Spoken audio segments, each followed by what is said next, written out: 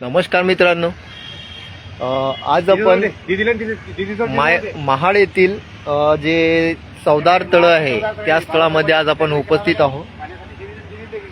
आणि 1927 मध्ये जे बाबासाहेबांनी पाहण्यासाठी जे महाड चवदार तळामध्ये जे सत्याग्रह केला होता त्या पवित्र ठिकाणामध्ये आज आपण भेट दिलेली आहे. चवदार तळाचा परिसर आहे.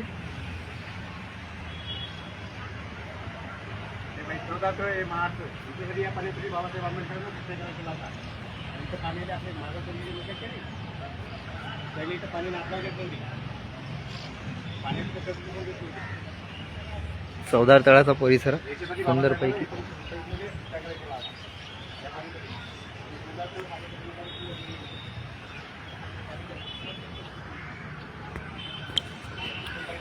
चारी बाजूने आपण बघू शकता. आज आपण डॉक्टर बाबासाहेब आंबेडकर यांनी महाड येथील जे राष्ट्रीय स्मारक हे आहे महाडचं जे 1927 मध्ये जे पाहण्यासाठी त्यांनी जे सत्याग्रह केला होता त्या सत्याग्रहातील आपण त्या ठिकाणावर आज उपस्थित आहोत. आणि एक भव्य दिव्य मूर्ती आणि जे तालाब जे होता त्याच्यासाठी जे पाण्यासाठी बाबासाहेबांनी जे सत्याग्रह केला होता त्या परिसरामध्ये आज आपण आहोत. हे बघू शकता. चारीकून महाड चवदार तळाचा परिसर आणि सुंदर अशी भव्य दिव्य मूर्ती डॉक्टर बाबासाहेब आंबेडकरांची आपल्या पाठीमागे आहे.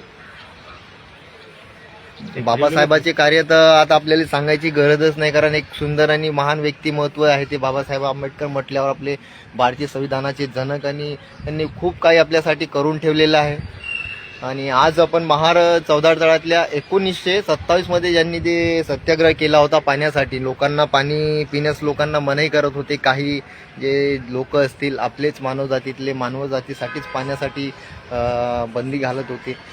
बाबासाहेबाला त्या गोष्टी आवडल्या नसल्यामुळे त्यांनी मानवतेच्या दृष्टिकोनातून मानवाला पाणी गरजेचं असल्या कारणाने जे सत्याग्रह केला होता पाण्यासाठी, त्या पवित्र स्थानामध्ये आज आपण आहोत.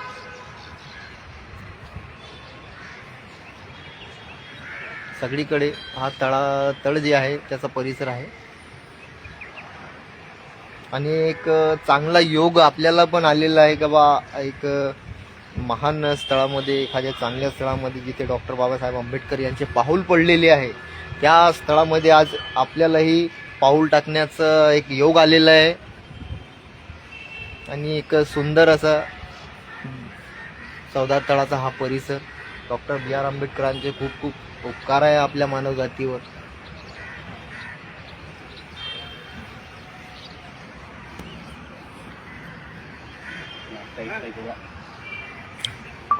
पण बघू शकता हा परिसर चवदार तळाचा.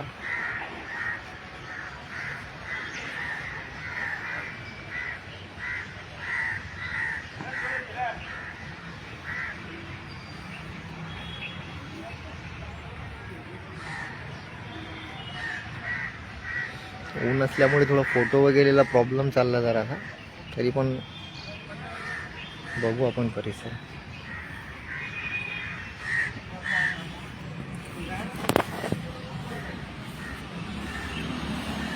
सुंदर अशी भव्य दिव्य इमारत पण आहे. भारतरत्न डॉक्टर बाबासाहेब आंबेडकर सभागृह. आणि हा ऐतिहासिक जो गेट आहे